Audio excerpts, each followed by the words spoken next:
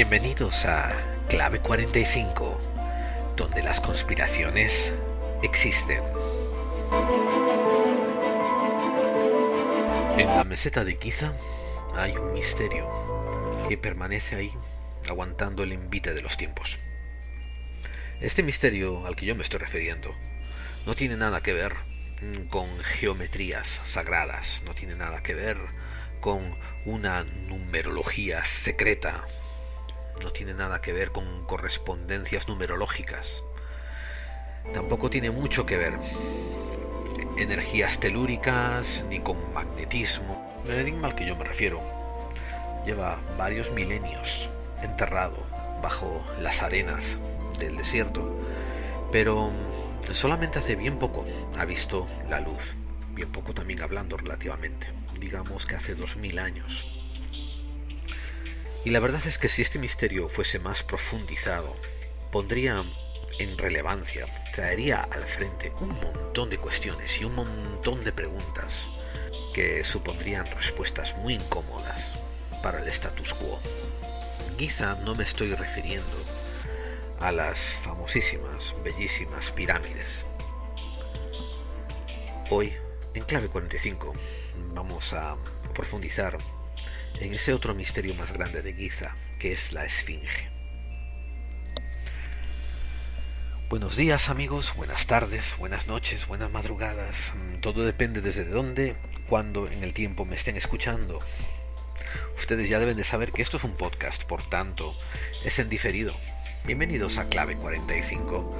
Los saluda una vez más su compañero de viaje en este devenir de ir y volver buscando claves, su amigo Gerald Dean. Y como he dicho en esta breve introducción, vamos a tratar un poco en profundidad el tema de la enigmática Esfinge de Gizeh. Y básicamente vamos a recompilar y vamos a poner juntos en un conglomerado coherente un montón de datos que nos vienen a la palestra y nos hacen darnos cuenta de que hay mucho más detrás de la Esfinge. Quizás me atrevo a decir que hay mucho más incluso que las pirámides. Por eso lo he elegido. Los misterios son así como en la meseta de Giza, donde las pirámides nos llaman la atención, pero el misterio está detrás. Está en una figura felina que se esconde entre las dunas, o quizás aún está debajo de las arenas todavía por escarbar y descubrir.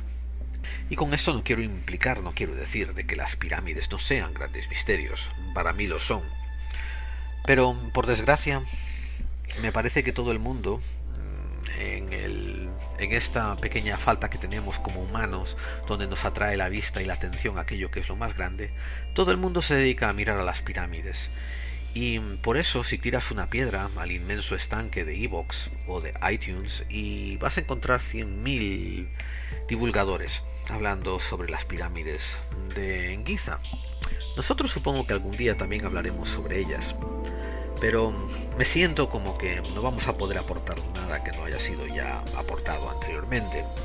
Pero sin embargo, intenta encontrar algo sobre la Esfinge de Giza y ahí ya quedan muy pocos divulgadores que se hayan metido en ello.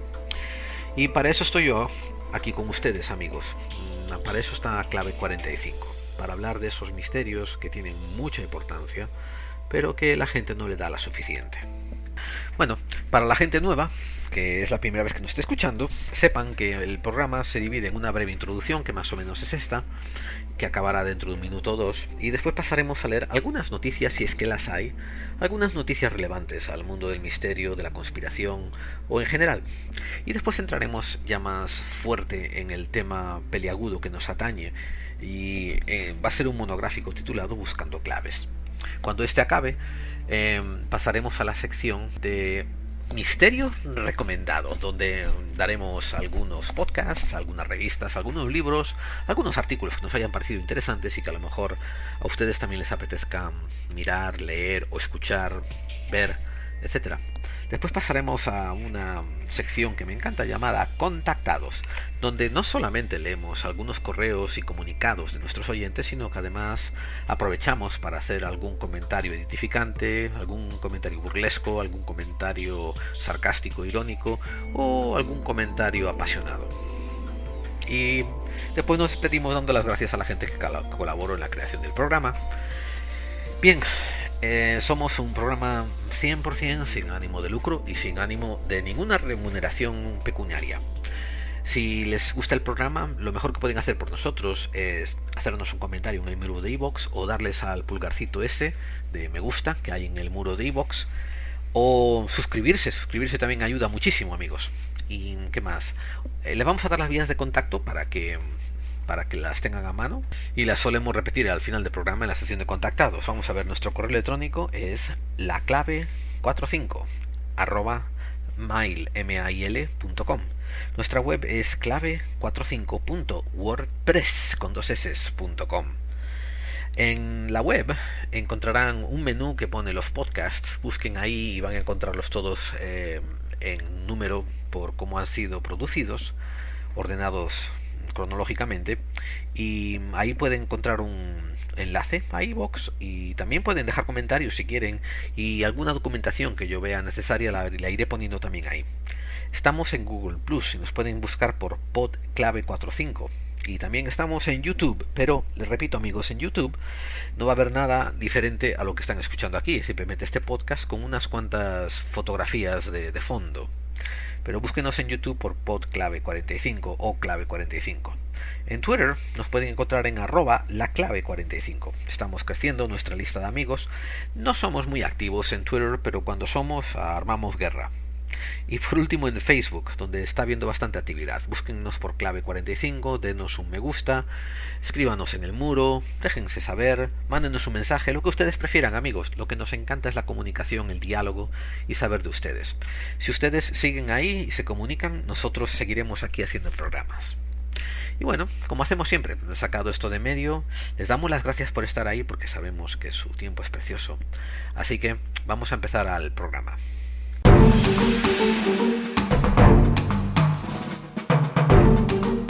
Les aconsejo que hagan una búsqueda, ya sea detallada, ya sea así muy por encima, en una librería virtual como Amazon, por ejemplo, o incluso en una librería pública, y hagan una comparación entre la cantidad de libros que pueden encontrar sobre misterios que envuelven a las famosas 3 pirámides en la planicie de Giza, comparado con los libros que van a encontrar sobre la Esfinge de Giza. Y así nació este podcast. Mientras que si se dan un paseo por iVoox, iTunes, cualquier sitio de estos donde tienen podcasts, y buscan en clave de misterio enigmas sobre las pirámides, van a encontrar miles, si no quizás millares de divulgadores, de científicos, de investigadores, hablando sobre cosas que ellos piensan sobre las pirámides. Y ojo, amigos, las pirámides sí son increíblemente intrigantes, empezando por su construcción y continuando por su función, su datación y un montón de temas más. Se están haciendo muchas investigaciones acerca de asuntos de resonancia auditiva, ondas de sonido dentro de las pirámides. Se están haciendo también estudios acerca de poderes magnéticos. Hay mucho tema que investigar todavía sobre las pirámides. Y hay otra gente que incluso ha departido por la rama de numerología y ha encontrado relaciones asombrosas con la numerología de las pirámides. Todo esto es cierto. Y todo esto es nombrable, todo esto es destacable. Es fascinante.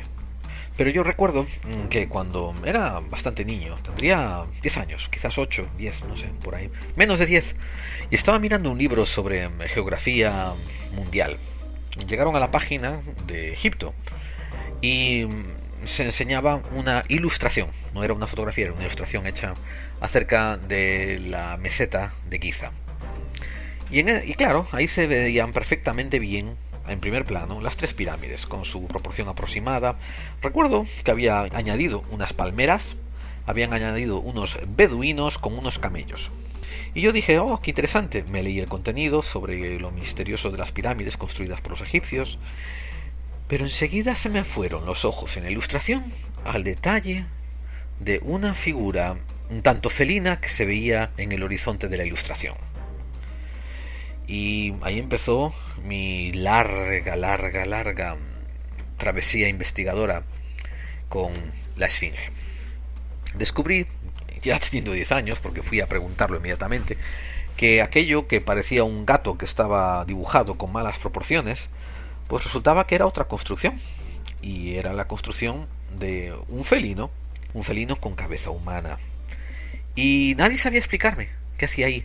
Todo el mundo tenía cientos de opiniones acerca de las pirámides y todo el mundo también coincidía, o la mayoría de la gente a la que le estaba preguntando coincidía, en que eran unas tumbas funerarias para los faraones, para demostrar la grandeza de esos reyes.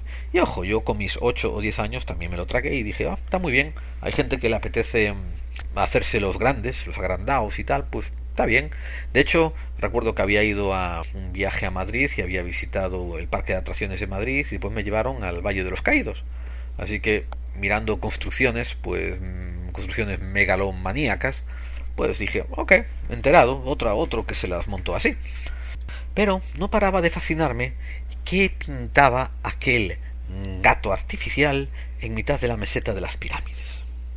Y poco a poco fui investigando, encontrando los libros apropiados, encontrando gente que sabía un poco más de lo que te decían los libritos estos para niños, que era bien poco siempre, y me iban comentando de que era un monumento que probablemente era de servicios sacerdotales, que tenía una función religiosa.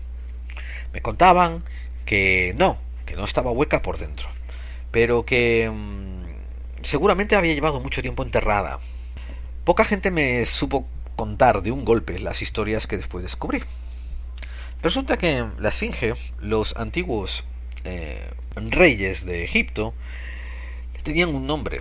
La llamaban Horus en el horizonte. Y el nombre era Hor-Em-Hakt. Así era como la llamaban los antiguos monarcas, la casta sacerdotal. Hoy en día, en el siglo XXI, los pobladores que tienen todo su barrio a un tiro de piedra de la meseta de Giza, cuando ustedes miran un libro y ven las fotos de las pirámides, resulta que la gente el fotógrafo se pone de espaldas a la población y saca ese desierto tan maravilloso y las pirámides que parece que están solas en mitad de la nada. Pero la verdad es que si tomasen el ángulo opuesto, pues sacarían una foto donde verían la ciudad a punto de engullirse ya las pirámides, así de cercas que están. Pero bueno, los pobladores actuales de Egipto y de la meseta de Giza lo llaman a la Esfinge Abu el-Hol, el padre del terror. A ciencia cierta, y quiero decir de manera 100% verificable y comprobable, se desconoce la fecha de su construcción y a quién representa.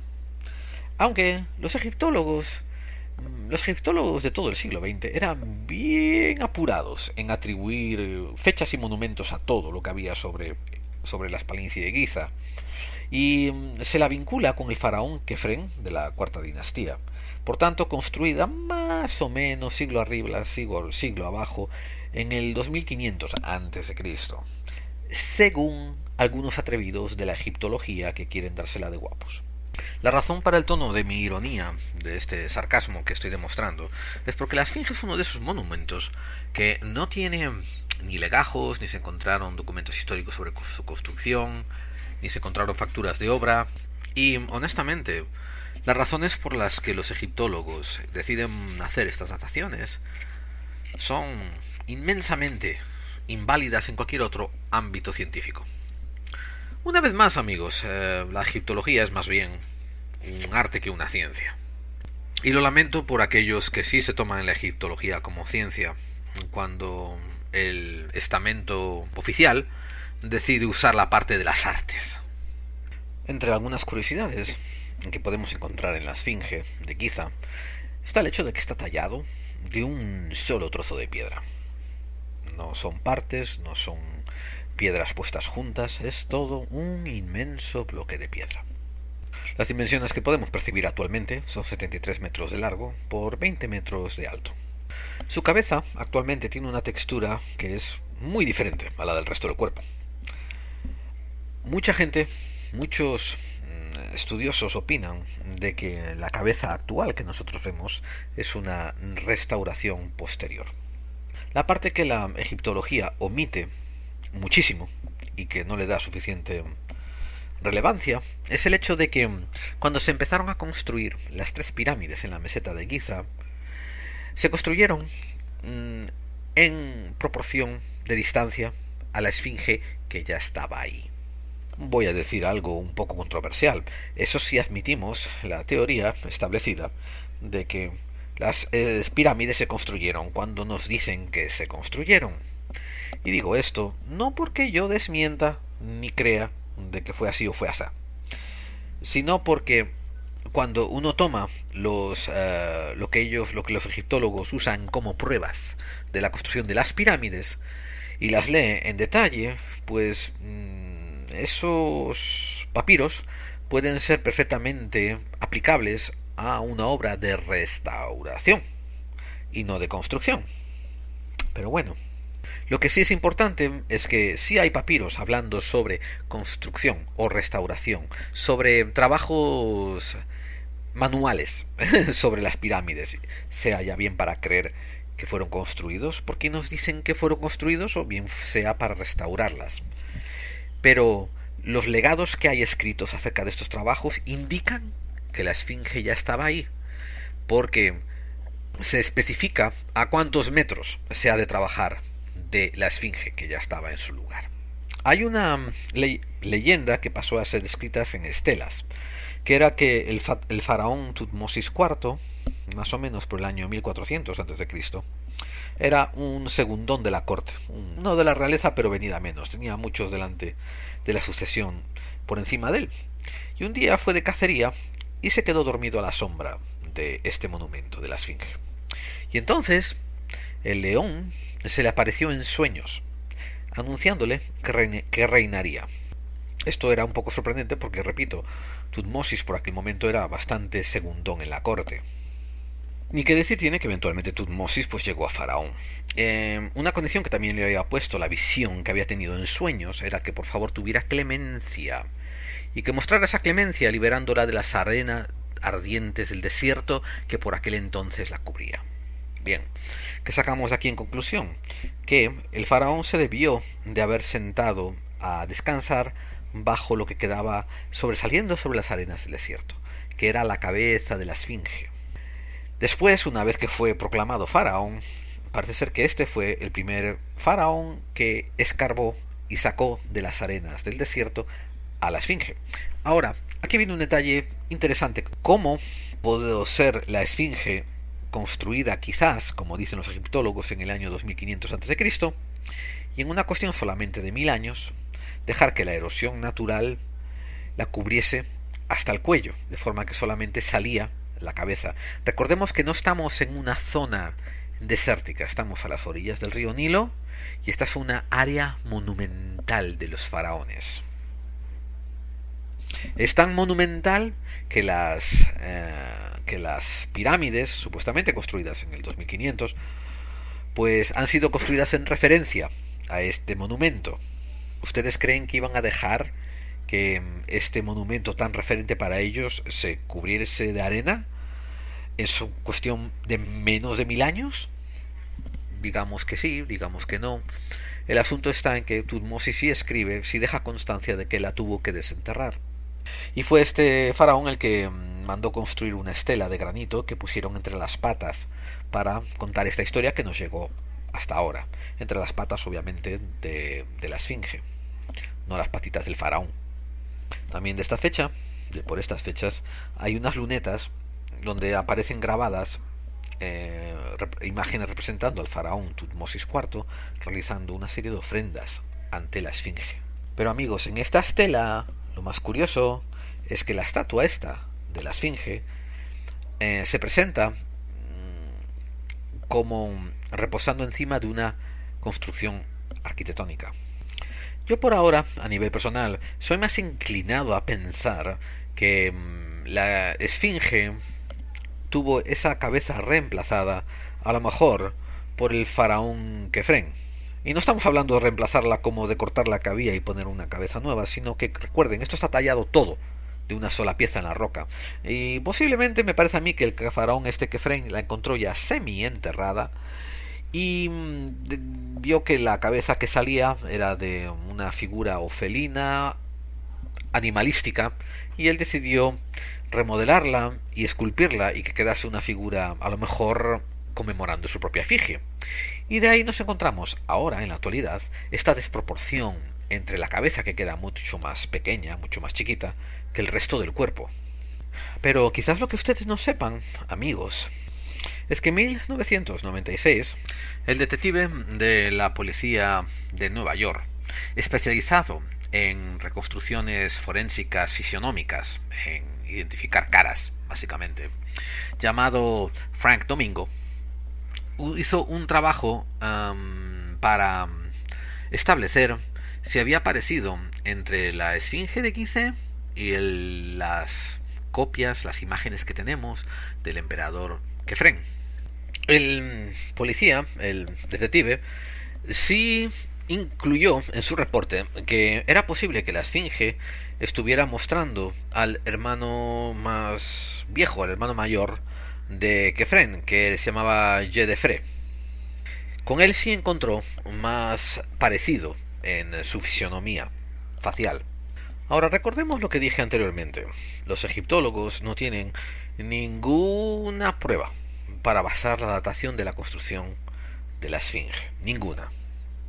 Hay conjeturas. Hay muchas conjeturas, algunas bastante decentemente bien soportadas, ¿no? Tienen un cierto apoyo detrás. No voy a decir un rigor científico porque eso nos obligaría a admitir lo que han encontrado. Y no tienen ningún rigor científico, tienen suposiciones, algunas suposiciones. Sin embargo, una controversia que ha sido muy interesante de seguir ha sido la del profesor Robert Scott. Supongo que muchos seguidores del misterio ya conocerán la historia, pero de todas formas es bastante importante que conviene repasarla y así poner a todo el mundo en la misma página de esta fascinante aventura. Estamos todos al mismo nivel. Un investigador y un autor llamado John Anthony West estaba bastante interesado en los misterios que tenía la esfinge. Y él fue uno de los primeros en darse cuenta, visualmente, solamente mirando, que las marcas de erosiones que mostraba la esfinge sobre la parte inferior, mitad inferior de su cuerpo, eran consistentes con erosión de agua, como si hubiese estado o sumergida o expuesta a ríos o a inundaciones, etcétera, a erosión de agua. Entonces John Anthony West se puso a buscar profesores universitarios expertos en geología y contactó con algunos. Bueno, los que contactó, la mayoría no querían saber nada de su teoría, ni querían molestarse en ni refutarla ni demostrarla. Hasta que se encontró con un profesor de geología de la Universidad de Boston, que se llamaba Robert Scott. Él escuchó los argumentos y les pareció dignos de estudiarlos un poco más a profundidad. En 1990, el profesor Scott fue in situ, se fue a la planicie de Giza y realizó algunos estudios sobre geología y erosión. Bien, amigos, y él inicialmente concluyó, hablo inicialmente en 1990, concluyó de que por la erosión el cuerpo de la pirámide debía de datarse por lo menos, y estamos hablando de por lo menos, seguramente más, al 5000 antes de Cristo. Esto es casi el doble de tiempo que los egiptólogos estaban atribuyendo, que querían dársela a Kefren y decir que era el 2500 antes de Cristo. Mucha gente desde entonces ha rebatido los hallazgos de Robert Scott. Y no quiero decir rebatido como desmentido. Quiero decir que han dado argumentos alternativos intentando explicar la versión oficial. Aquí mismo les conmino a ustedes a que hagan una nota y busquen el episodio número 9 de nuestro podcast, titulado El ataque de los canguros drogados, que es un episodio bastante bueno y sin embargo muy poquito descargado. donde hablamos de un montón de explicaciones oficialistas que la ciencia y el status quo va dando sobre cosas que son imposibles de tragar. El episodio número 9 del podcast Clave 45. Anótenlo y después escúchenlo cuando acaben este. Continuando con el trabajo de Robert Schoch, él no se quedó solamente ante las investigaciones normales sobre erosión geológica de la que él es un profesor de universidad. ¿Okay? No es un investigador, no es un escritor, no es un divulgador, bueno, puede que sea todas esas cosas, pero quiero decir, no es solo eso, es además, y primero ante todo, un profesor universitario. Pues decidió hacer unas pruebas sísmicas para probar dónde estaba puesta las placas de soporte de la base de la esfinge. Ahí fue donde comenzó. El resultado de esas pruebas comenzó a decirle de que tenía que haber sido incluso anterior a esos 5.000 años antes de Cristo. O sea, supongamos que fue construida en el 5005 antes de Cristo, más los 2000 contemporáneos. Estamos hablando de un monumento de 7.000 años. Ahora, esos 7.000 años sí corresponderían más con el tipo de erosión que le vemos encima a esta construcción. Porque las pirámides recibieron un poco de erosión también y están erosionadas. Recordemos que tenían una capa de losa pulida encima que se les fue sustraída para las construcciones locales y por eso ahora se ven como se ven, ¿no? Y aún así sufrieron erosión. Y si ustedes aceptan la fecha oficial de que fueron construidas más o menos sobre el 2500 a.C., no nos explicamos cómo esta esfinge tiene la erosión mucho más inmensa y acentuada de lo que tienen las pirámides. Diríamos el doble o el triple. Y ahora si nos vamos con las pruebas que está emitiendo Schoch, pues vamos entendiendo bien por qué. Fueron durante estas pruebas sísmicas en las que Robert Schoch descubrió también que había una oquedad prominente bajo el cuerpo de la esfinge. Fascinado por estas pruebas que iba descubriendo, siguió haciendo más pruebas sísmicas y descubrió que todo alrededor del cuerpo de la esfinge había otras oquedades, lo que estaba sugiriendo un sistema de túneles debajo de la esfinge. Y aquí viene una parte de las inmensas falacias que traen los egiptólogos. Egiptólogos que cuando se comportan de la manera en que voy a describir, esto no quiere decir que todos sean así, pero digo, cuando se comportan de la manera en que voy a describir, pues tienen muy poca diferenciación de cualquier culto dogmático, como una iglesia católica apostólica romana u otro culto similar. Resulta que cuando Robert Schoch le demuestra a los egiptólogos los resultados de sus pruebas datando a la esfinge más allá de 5.000 años de antigüedad, ellos empiezan a negar y decirle a él, escuchen esta pregunta, ¿qué tipo de evidencia tienes para demostrar que existió una civilización anterior que pudo haber construido una esfinge?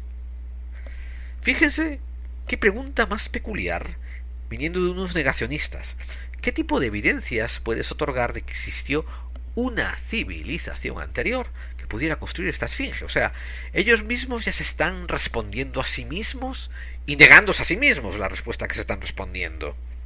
Porque a mí me consta, y lo he leído en su reporte, de que Robert Schoch lo único que propuso era que la datación que daban los egiptólogos era incorrecta. Tenía que datarse más con a mayor anterioridad, pero él no dijo que no era la cultura egipcia la que lo había hecho. Él no sugirió que había sido otra civilización anterior. Él no dijo nada al respecto en ese papel inicial que escribió entre el 90 y el 91. Perdón, entre el 90 y el 92. Y ojo amigos, yo a Robert Schoch no lo defiendo como una figura de la que rezarle delante de su altar. Robert Schoch tiene otras cosas también controversiales y él también aceptó dinero por aparecer en esos programas de alienígenas ancestrales y ha hecho un montón de dinero también con otros libros un poquito más cuestionables. Pero hay que admitir de que en los años 90, entre el 90 y el 95, hizo varios estudios sobre la esfinge que eran admirables y eran científicos. Y también él no se molestó en dar conclusiones, él no se molestó en decir que esto había sido construido ni por alienígenas ni por nadie anterior. Él simplemente dijo que esto es más antiguo de lo que ustedes están diciendo. Y fue atacado con todo el peso del ataque por egiptólogos que querían mantener el status quo como estaba. Repito, una vez pasado este periodo, él siguió con sus investigaciones y, por desgracia, tiene muchos aspectos que son cuestionables en su carrera y en sus decisiones. El divulgador y investigador Robert Temple surgió con la teoría de que la Esfinge estaba rodeada por un tipo de foso de agua. A lo mejor incluso podía haber sido algo parecido a una piscina reflectante. También hay otras teorías en que intentan indagar sobre el concepto de que a lo mejor esto era o un león o un jacal.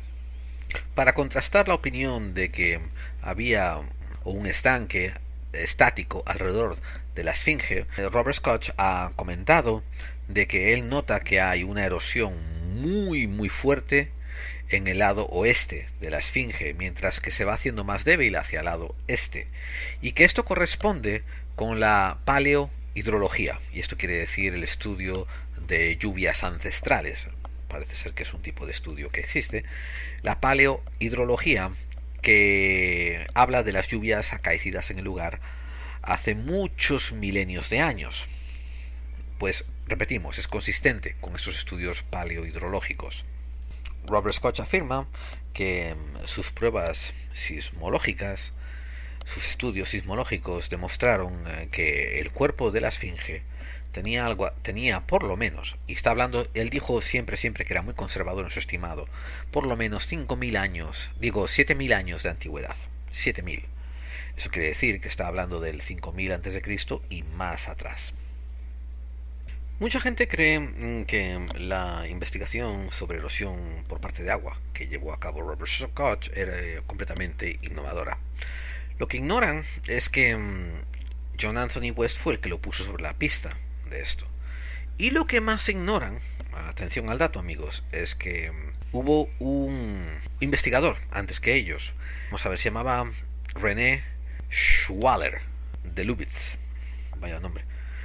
Y él fue quien en 1961, Schwaller de Lubitz, dijo que intuía y quería estudiar si las paredes del cuerpo de la Esfinge habían sido erosionadas por el agua. Él traía también a colación en su estudio de que probablemente se tratase de agua de un foso, de un estanque. Fue el divulgador John Anthony West quien agarró la propuesta de Schwaller de Lubitz y empezó a publicar libros y trajo la atención a Robert Koch.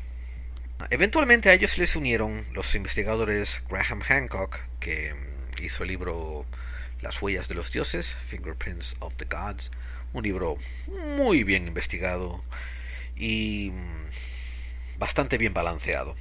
Y también el divulgador Robert Bauval. Robert Bauval, que es de fama por su libro El misterio de Orión, de 1994, si no recuerdo mal. Amigos de Clave 45, yo no estoy diciendo ni que la Esfinge, ni que las pirámides, ni ninguno de sus monumentos no fue construido por los antiguos egipcios. Pero sí estoy argumentando, y siempre argumentaré, que cuando se encuentran indicios nuevos, cuando se encuentran unas pistas nuevas, hay que seguir a ver a dónde llevan. Y la erosión acuífera no es desmentida de una manera ni fehaciente ni factible. Cuando se desmiente es siempre de una manera bastante débil. Por tanto, yo soy inclinado a seguir la pista de la erosión acuática. La erosión acuática, como indica Graham Hancock, nos lleva a unas fechas más o menos del año 12.000 a.C., que fue cuando acabó la última glaciación y se inició un inmenso cambio climático. ¿Estoy diciendo que fue entonces cuando se construyó la Esfinge? No. Pero estoy diciendo de que los indicios de erosión nos llevan más atrás de cuando los egiptólogos dicen que se construyó la Esfinge, y eso no es una teoría. Quiero decir, eso no es hablar por hablar, esos son indicios físicos que están ahí, que hay que explicarlos si queremos rebatirlos. Y si no, hay que seguir la pista. Hay que irse más para atrás, cuando dice Robert Koch, 5000 a.C., y si no, ir hasta donde dice Graham Hancock, que era cuando llovía en las planicies egipcias, que era el 12.000. Aquí viene también a colación una parte muy importante dentro del mundo del misterio: la figura de Edgar Cayce. La figura esta de Edgar Cayce va a requerir un monográfico por su propio peso. Vendrá pronto, amigos. Edgar Cayce fue un psíquico estadounidense que nació en Kentucky en 1877 y murió en Virginia en 1945. Fue llamado el profeta durmiente porque respondía a un montón de preguntas con certeza mientras estaba en un estado de trance parecido al sueño, a la duermevela, y también era capaz de lanzar ciertas profecías, muchas de ellas que se cumplieron con bastante certeza. También tenía un poder sanador que fue demostrado en múltiples ocasiones. Ustedes crean o no en Edgar Cayce, a mí no me es de consecuencia. A mí me interesa la figura y la continúo investigando. No quiere decir que me creo todo lo que hace ni todo lo que se cuenta de él. De hecho, el monográfico que vendrá pronto, espero, será para hablar de su obra y sus fallos y sus aciertos.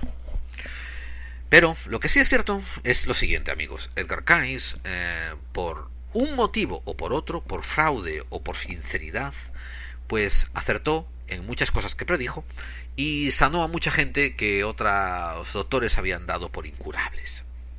Él también se profesaba un devoto cristiano. Por tanto, este asunto de la mediunidad o de la conducción, de la parapsicología, era un poco adversa a sus creencias. Otra cosa que le da mérito un poco a Edgar Cayce es que él se negó siempre a hacer ganancia monetaria con este don que tenía. Eso no quiere decir, y es parte del criticismo que daremos eventualmente, de que no se hiciera dinero, alguien hiciera dinero con el don que tenía, porque eventualmente se estableció una fundación en su nombre y hoy en día todavía existe una organización que continúa las investigaciones bajo su nombre, y se puede discutir de si es bueno o malo. Lo haremos, como digo, en otro podcast. En este voy a comentar de que Edgar Cayce dio un montón de predicciones acerca de culturas atlantas, de la hundida Atlantis. Bien, es durante bastantes de sus trances, bueno, algunos de sus trances, en que Edgar Cayce habla de que la tierra de Egipto estaba ya habitada en el año 10.400 a.C. y que había poderosos príncipes que regían esa área.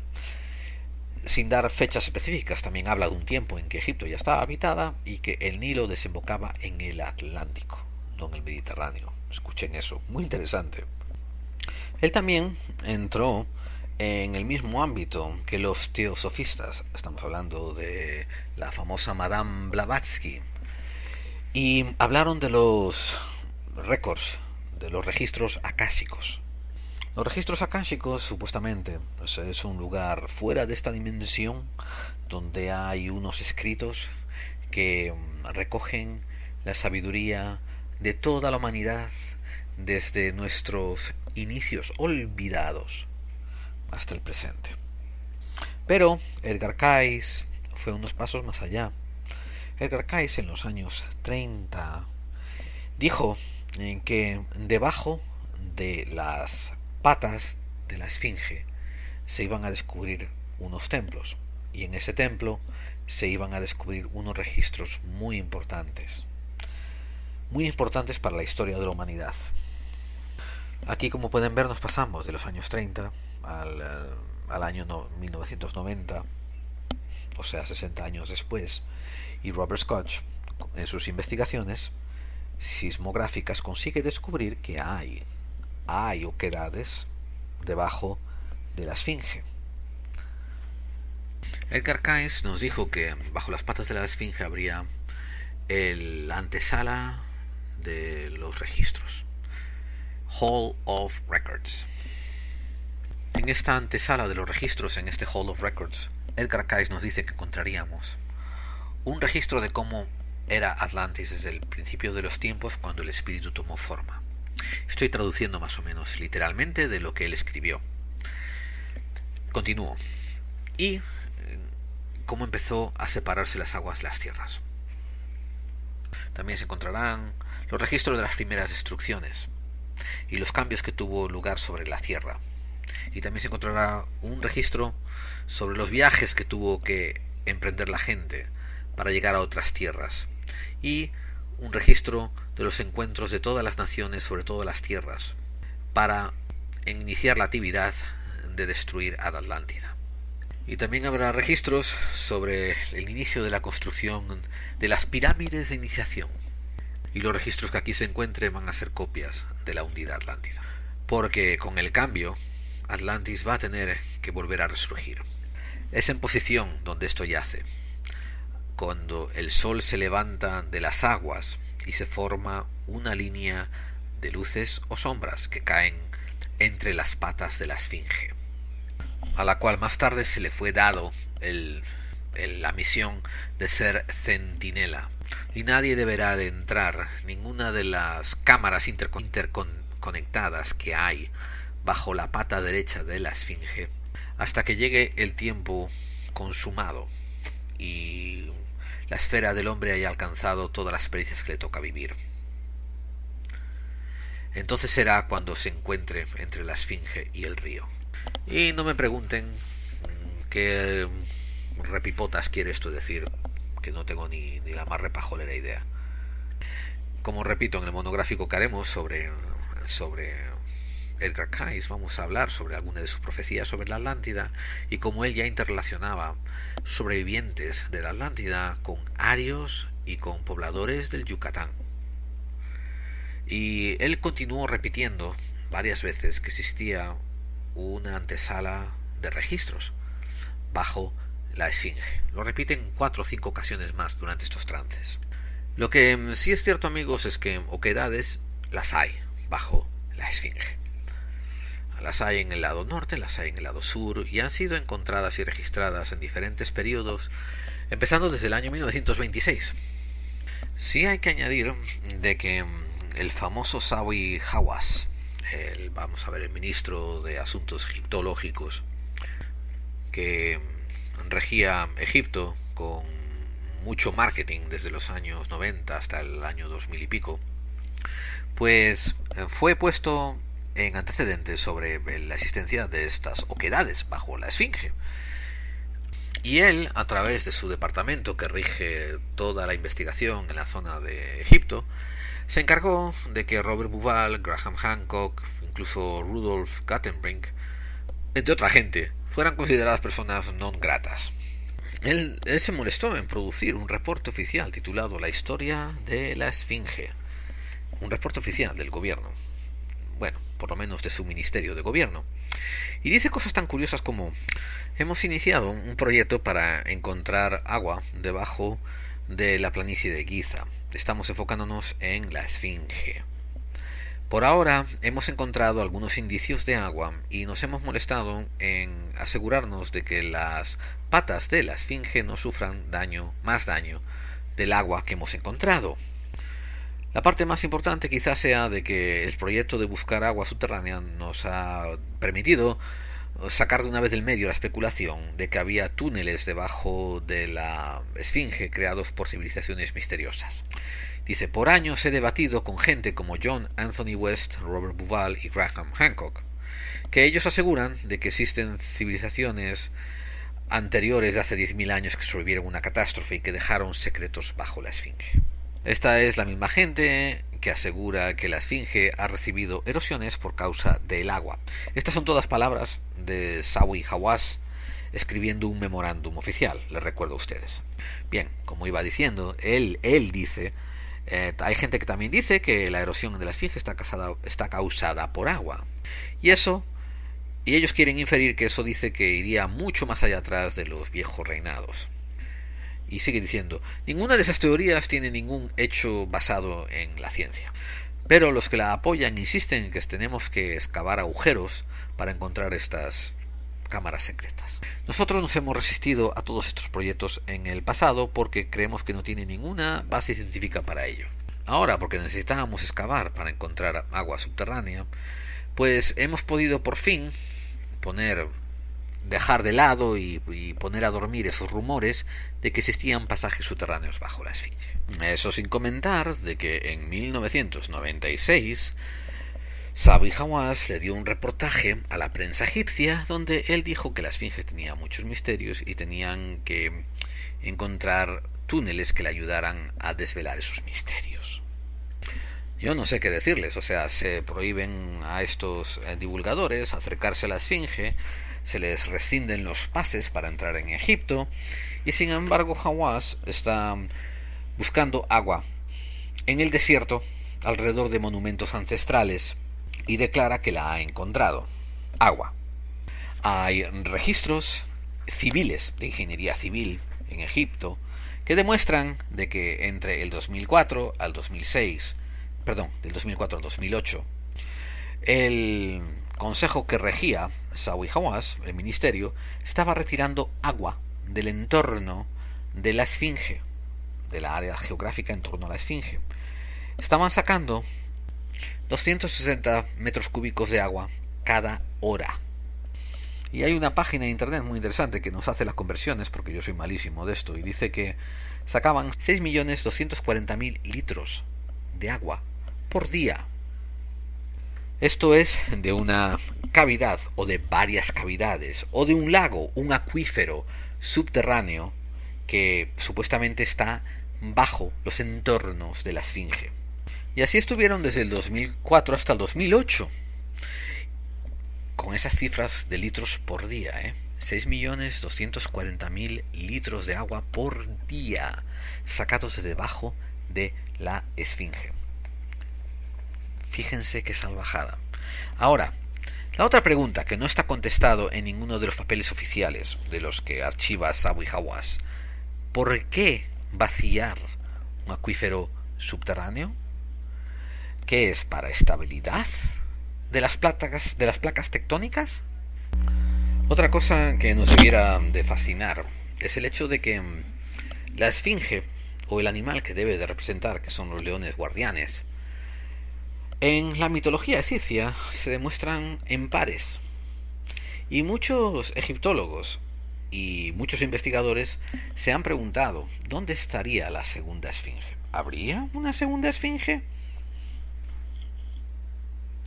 Haya o no registros acásicos, haya o no una cámara de registros, haya o no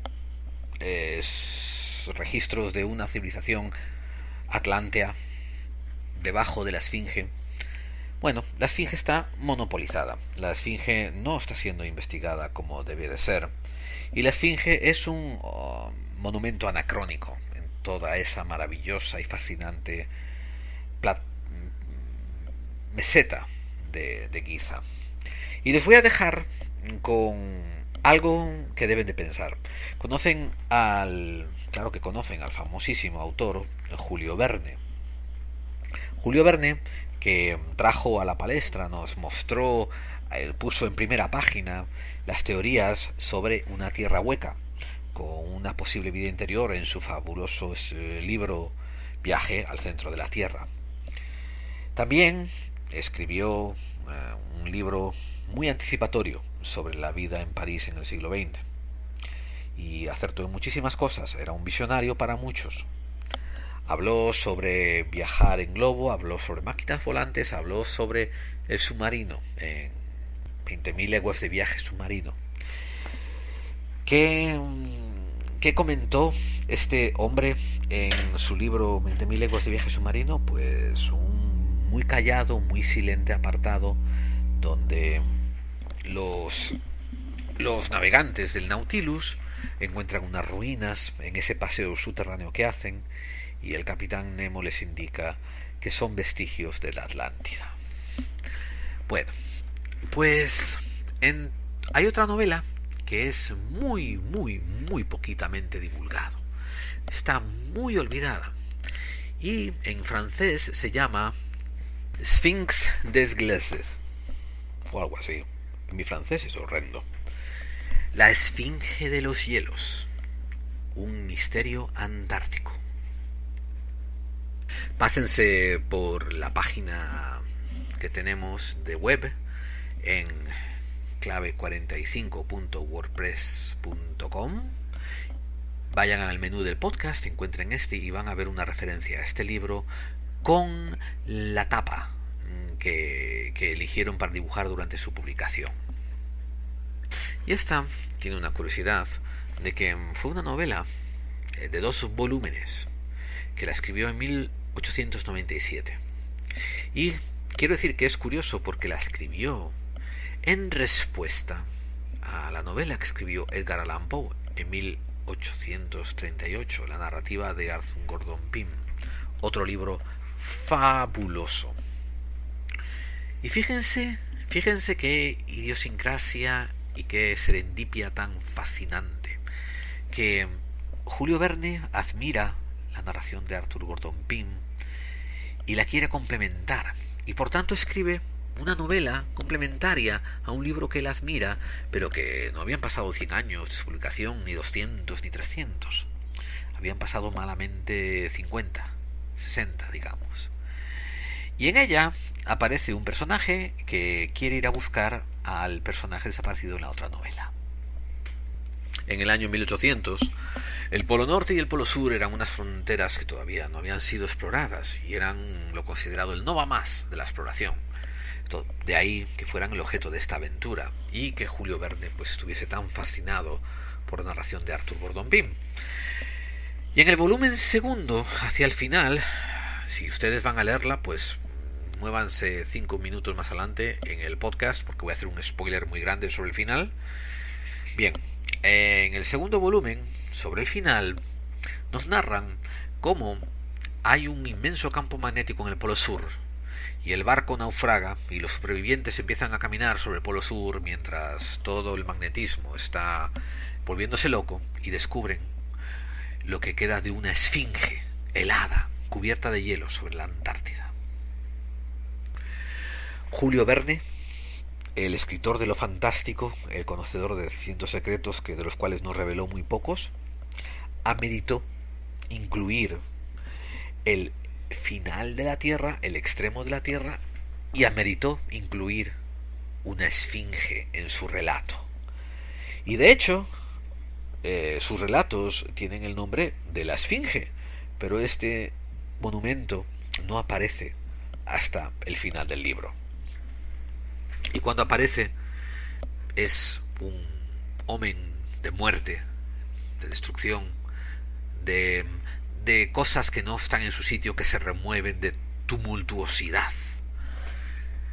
Y ahí lo deja, como también lo voy a dejar yo. El enigma más grande que hay sobre Giza es esa esfinge, esas oquedades debajo de ella, es esa erosión que se puede datar en 5.000 o 10.000 años atrás. Y, sobre todo, es la poca atención que los investigadores le dan mientras se embelezan con la perfección y la belleza de las pirámides. Recuerden, amigos, los secretos y los misterios no son eso que nos golpean de frente, no son eso que se nos vienen a la cara y nos atuzan como unas moscas cojoneras. No. Los verdaderos misterios son eso que pasan entre luces, entre bambalinas.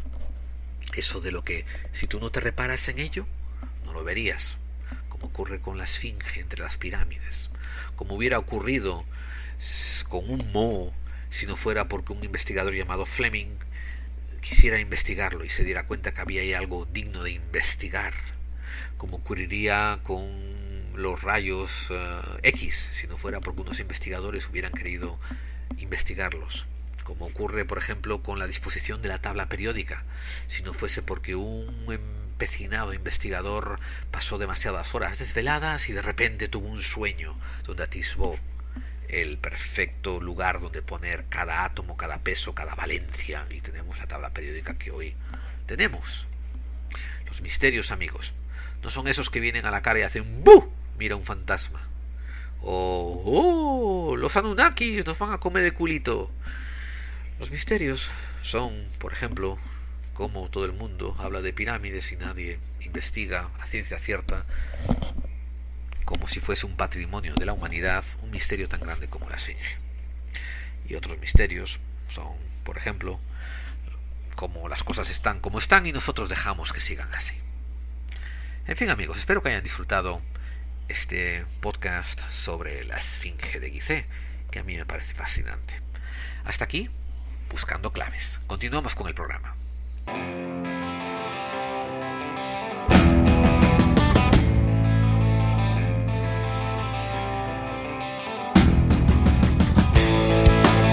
Y por última recomendación, no se olviden de pasarse por el canal de El Oro de los Dioses. Es un canal ya bastante famoso, con muchísimas descargas, que muchísima gente lo visita.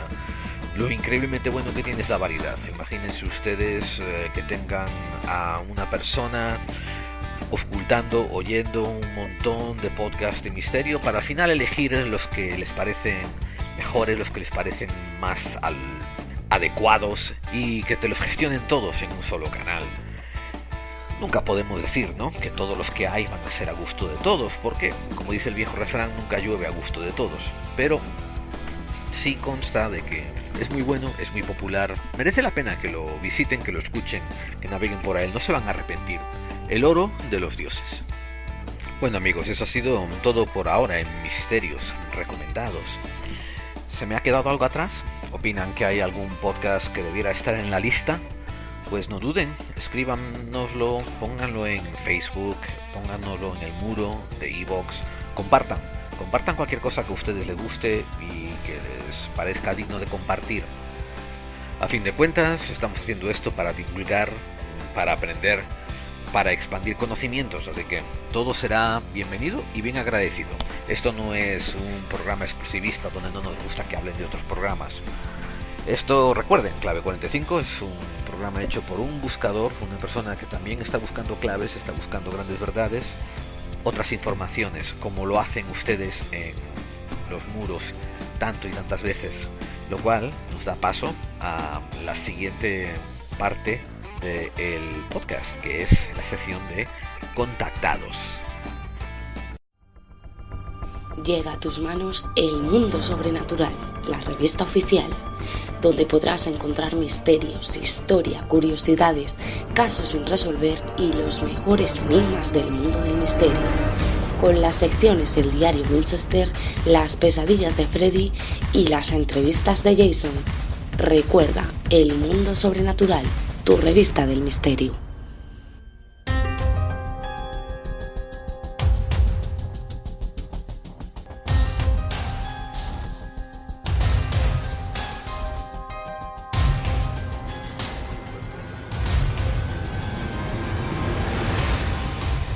Pues sí, amigos, yo de verdad que opino que la Esfinge de Giza es el misterio más grande que hay en la zona monumental de Egipto.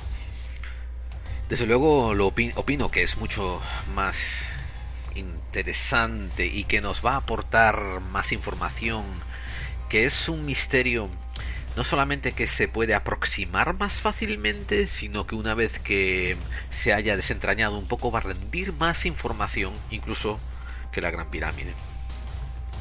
Pero es una opinión de un divulgador.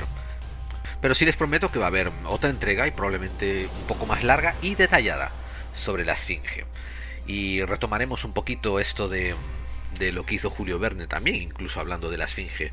Eso debiera de ser una señal muy interesante para ustedes cuando alguien como Julio Verne, un visionario de esa manera, escribe un libro que le dedica el título y le dedicó la portada y que le dedicó el final, la parte más impactante de la novela, desenlace, se la dedicó a la Esfinge y se la dedicó al Polo Sur.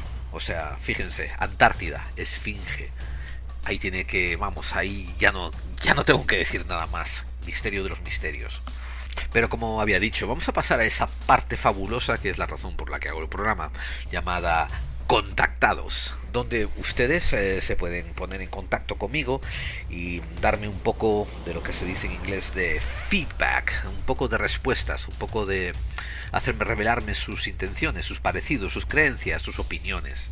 Compartirlas conmigo y con el resto de los oyentes, porque gracias a ustedes y a cada uno de ustedes Poco a poco vamos ganando audiencia, vamos ganando oyentes, vamos subiendo en clasificaciones. Dejé un mensaje en Facebook, dejé un mensaje en Twitter dándole las gracias a todos, a cada uno, cada una de ustedes. Ojito amigos, esas gracias no fueron para besarles el culo, no fue para ponerme a bien con ustedes, para pasarle la mano por el hombro y que seamos tan cachitas y amigos. Fue porque de verdad me hicieron sentir un inmenso sentido de humildad, me hicieron sentirme chiquito, pequeño, tanta respuesta que recibí. Recuerden que este programa estaba supuesto a ser bastante humilde y malamente llegar a 20.000 descargas su primer año de emisión, y ahí estamos con estadísticas de 3.000 descargas por un programa, 6.000 por otro, etcétera, etcétera. Y el de la CIA y el Arca de Noé está acercándose a las 7.000, que es algo que yo no hubiera, de verdad, lo deseaba toda mi vida, pero no lo hubiera soñado jamás. Así que gracias por ayudarme a divulgarlo, gracias por dar a los likes.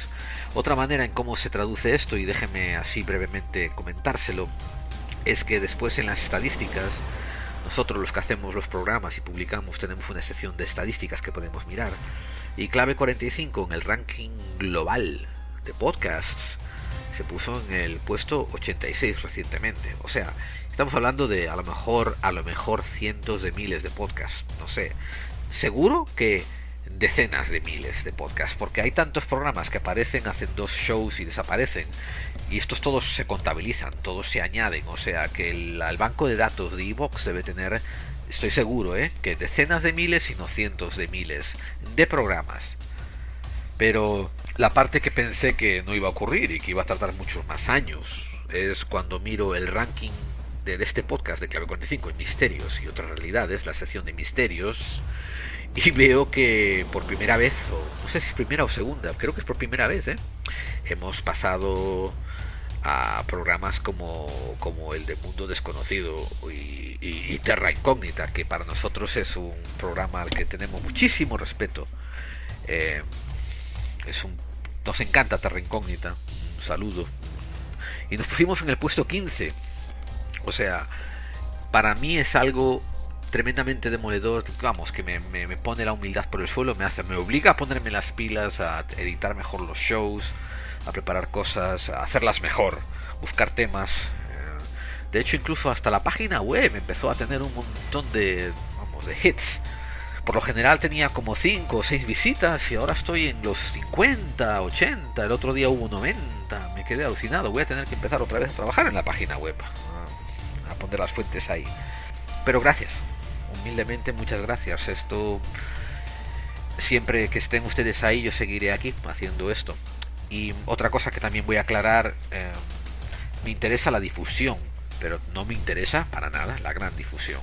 Clave 45 desde el principio quería llegar a la gente apropiada, a la gente a la que le convenía llegar, a la gente que estaba dispuesta a escuchar, a la gente que le hacía falta un programa buscando claves donde se tocaban temas de misterio y conspiración, los 2 temas, en esas áreas que otros programas, por cuestiones de tiempo, por cuestiones de formato, por cuestiones de audiencia, pasaban así muy por encima. Nosotros queríamos ahondar en esas pequeñas esquinas donde casi nadie se tiraba una hora hablando, y traer datos a colación, enseñar otras propuestas, otras bifurcaciones en la carretera, otros sitios a donde buscar más claves y más datos. Y bueno, y aquí nos tienen, y nosotros agradecidísimos de la respuesta, pero nuestro objetivo no es ser número 1 dentro del ranking de misterio, ni siquiera número 20 dentro del ranking global, ni nada de esto. Nuestro objetivo es llegarle a la gente que quiere oír esto, que quería tener esto, y por lo que veo hay gente que le gusta, que lo necesita, que lo buscaba, y yo lo entiendo, porque la razón por la que yo hice este programa era porque a mí también me pasaba lo mismo. Llevaba 5 o 10 años oyendo podcasts y oyendo programas de radio, etcétera, y me faltaba algo como esto que estoy haciendo. Lo hice porque era algo que yo no encontraba afuera. Así que va por ustedes. Podcast Clave 45 no va a querer buscar los cientos de miles de descargas. Y por eso no voy a modificar el lenguaje. Cuando tenga que decir caca, culo, pedo, pis, coño, carajo, lo voy a decir. Cuando no lo tenga que decir, no lo voy a usar. Las veces en que uso el lenguaje que alguien quiere considerar soez es porque a mí me parece apropiado usarlo en ese momento, y yo no tengo esos remilgos ni creo que haya lenguaje soez. Hay lenguaje para expresar unas situaciones contundentes y hay lenguaje más normativizado para todas las ocasiones. Aquí, como estamos entre algunos amigos que queremos estar, no hay ningún problema en que ustedes sepan un poco de mi personalidad y sepan que tanto como yo me esfuerzo en tener un vocabulario y un léxico diverso y extendido, tampoco quiero privarme de ciertos aspectos del lenguaje, como son lo que alguna gente considera tacos, palabras malsonantes, groserías y esas gilipolleces, porque es lo que son.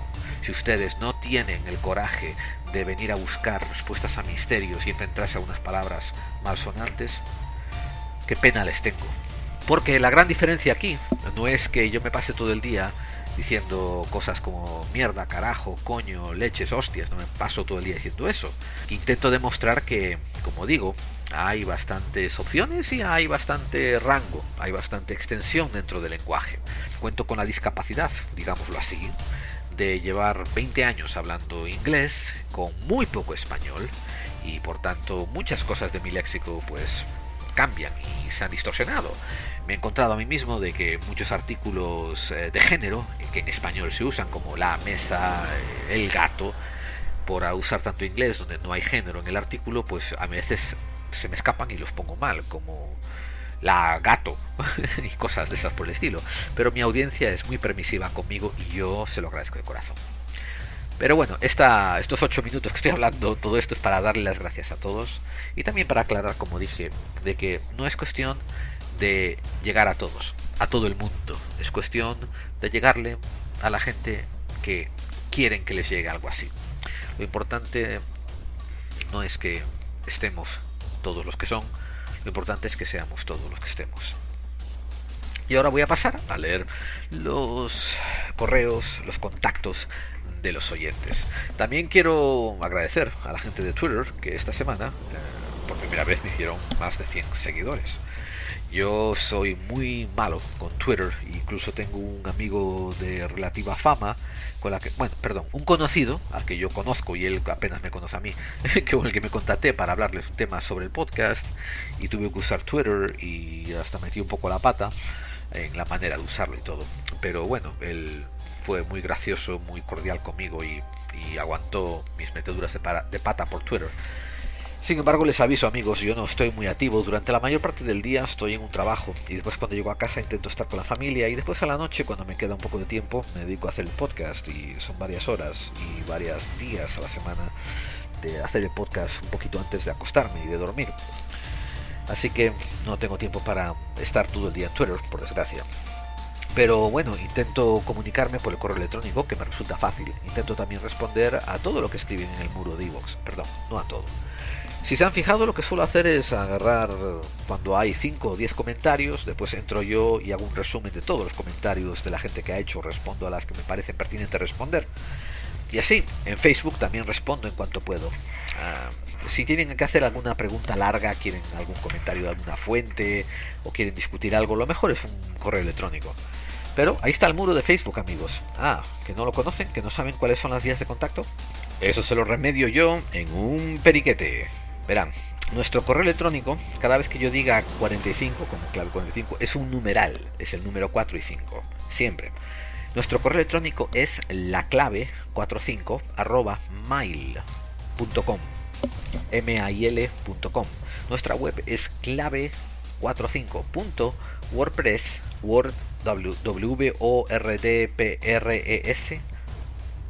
dos S al final.com. Estamos en Google Plus, búsquennos por podclave45. Tenemos un canal de YouTube, si ustedes lo prefieren, búsquennos por clave45 y nos encontrarán. Suscríbanse ahí. Estamos en Twitter, búsquennos por @laclave45. Y en Facebook estamos en clave45. Búsquenos por ahí, háganse amigos de nosotros, lo que quieran, escriban en nuestro muro, nos harán felices.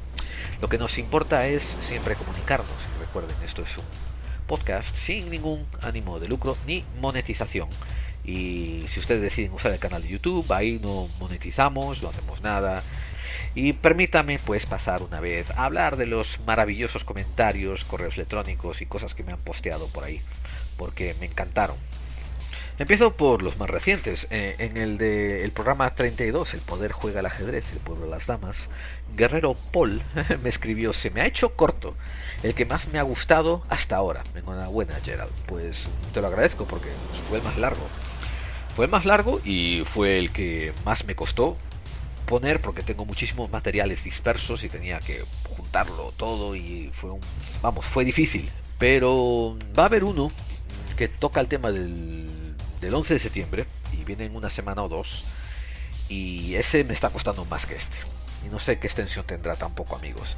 Lo que sí le puedo prometer es que creo que va a ser algo que no hayan escuchado nunca antes, así que les aconsejo de que si ustedes no son de recomendar podcast, porque por la razón que sea, hagan una sección y escuchen ese que voy a hacer dentro de una semana o dos sobre el 11 de septiembre, y si les gusta, recomiéndenlo, hagan el favor. Y sé por lo que me digo de que si les gusta, recomiéndelo, porque voy a dejar un poquitito de lado el tema de conspiración y el tema de misterio, y voy a darles otro ángulo a esto. Continuemos. Joy Ferrol escribió: solo he escuchado un par de programas tuyos, pero me parecen muy interesantes y me gusta el enfoque con toques de humor que les das. Estoy deseando oír el debate sobre la Tierra plana.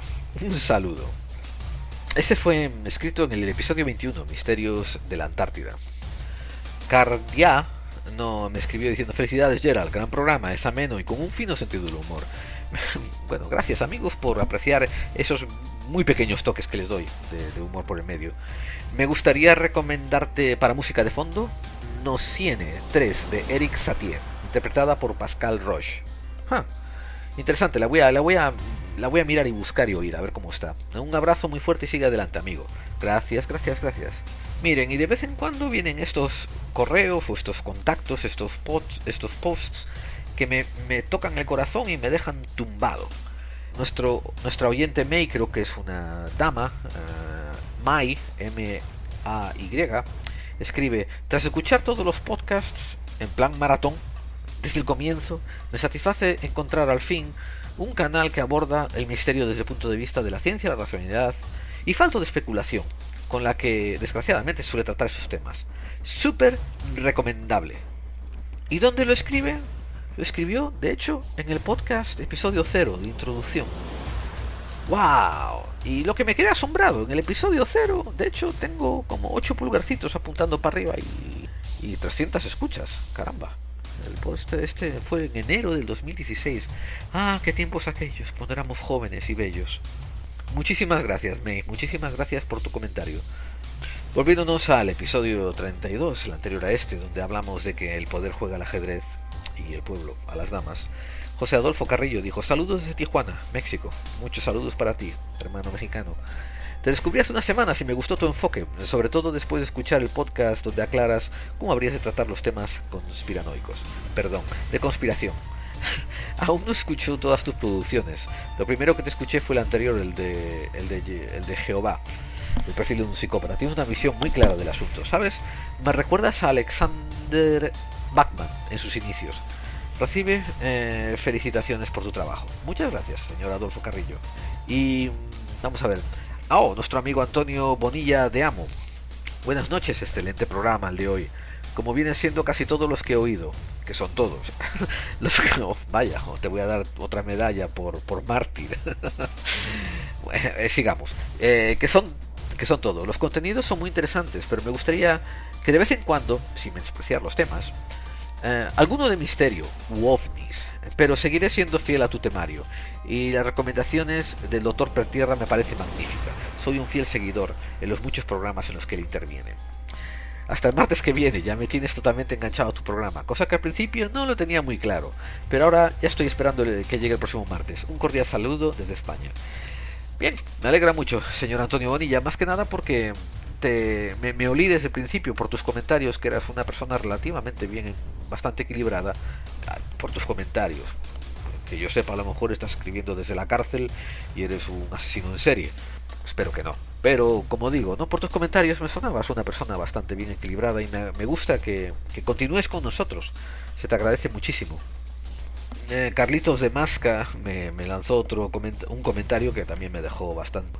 Me hizo sentir muy humilde al tema. Agradezco tu dedicación a los temas entre los que me encuentro yo. No cabe duda que es un acto altruista. A mí me encanta escuchar podcasts exactamente de los temas que tú tocas. Considero que tengo experiencia porque he escuchado muchos. Y te aseguro que el tuyo es uno de los mejores. El único problema es que es tan bueno que le costará ser popular. Porque la mayoría de la gente, como tú mismo dices, está un poquito aborregada y lo que le buscan es ese sensacionalismo, eso que vende tanto David Icke y los de su calaña. Así que, al ser bueno, tendrás que conformarte con ser minoritario. Un abrazo muy fuerte.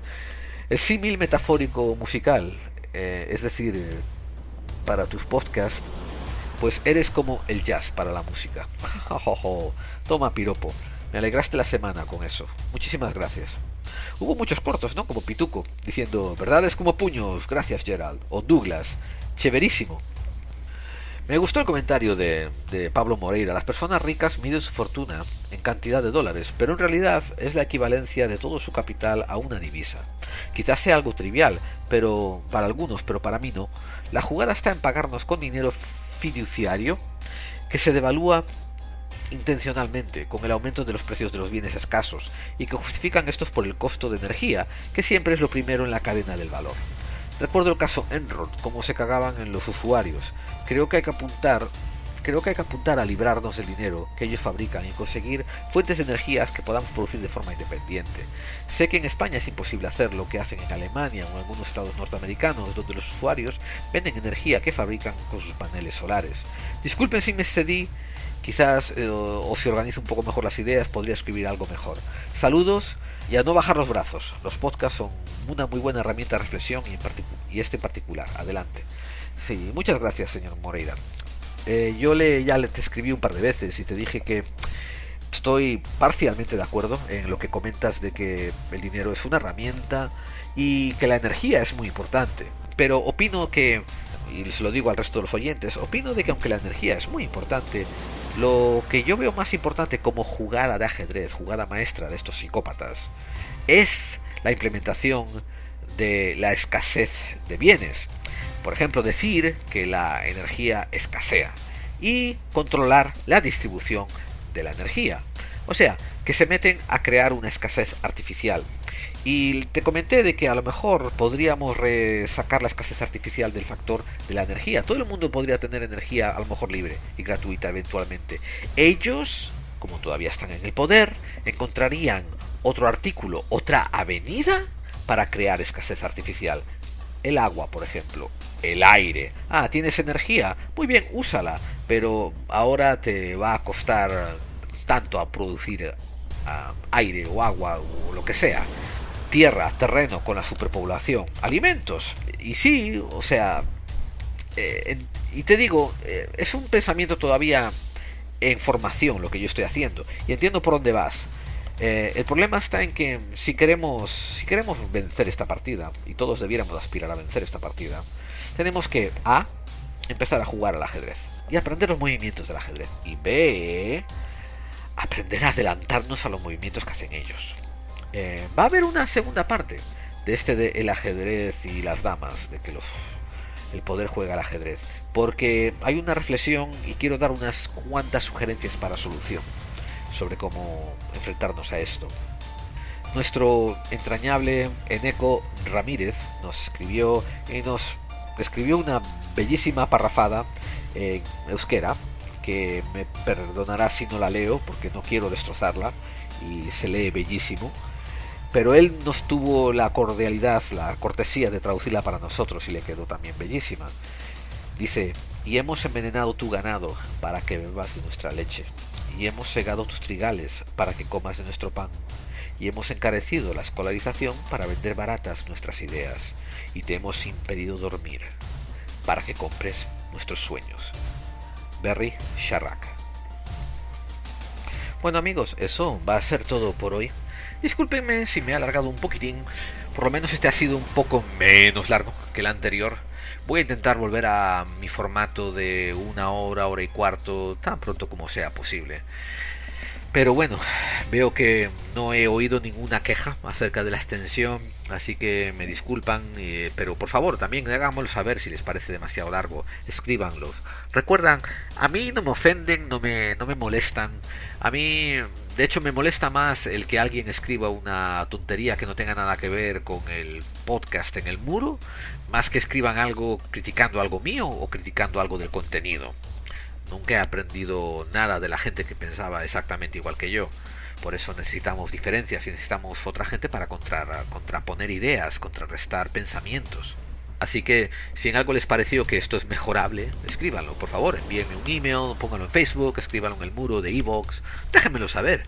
Yo tengo el pellejo muy duro y estoy muy viejo ya y bastante curtido, así que no, créanme, no tengo mucho ego que ofender. No soy fácilmente ofendido. Y eso va a ser todo por ahora, amigos. Recuerden que salimos todos los martes.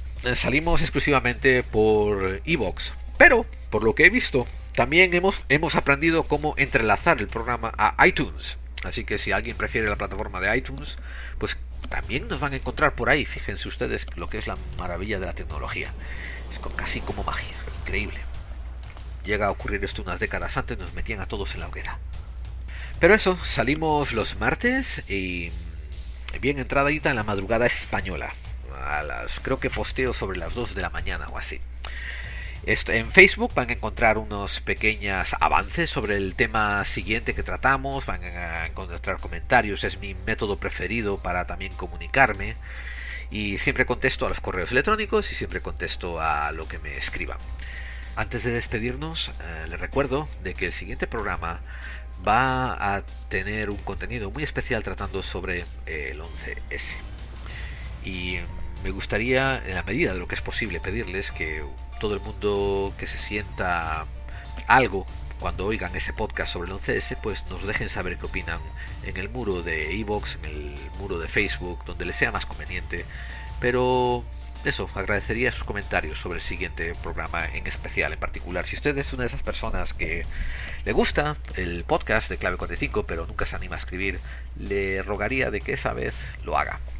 Por último, y como hago siempre en todas las sesiones, me voy a despedir dándole las gracias a todos esos amigos y trabajadores incansables que están detrás de las bambalinas ayudándonos a sacar estos podcasts adelante. Ellos son la fuerza invisible, son mi fuerza mal pagada y esclava que está todos los días trabajando porque son al final de cuentas casi becarios. Pues sí, comenzaremos dándoles unas gracias muy especiales a nuestra consultora de conflictos matrimoniales y problemas de pareja, la señorita Alma Marcela Goza. También vamos a dar unas gracias por estar ahí a nuestra encargada de catering y manjares opíparos y suculentos, la señora Clara Yema de Huevo. También muchas gracias a nuestro consultante de higiene corporal y mantras descabellados, el señor Federico Chino. Y por último, pero no por ello menos agradecimientos, a nuestro nuevo asistente de asuntos sanitarios y sanador de pupas variadas, el señor Juanchi Chones. Bien, amigos, eso ha sido todo por hoy. Muchas gracias por estar ahí. Ustedes son los que hacen que yo continúe aquí día a día. Muchas gracias por su tiempo, lo aprecio, es valioso. Y nos oímos el próximo martes en Clave 45. Porque recuerden, las conspiraciones, crean ustedes en ellas o no, existen.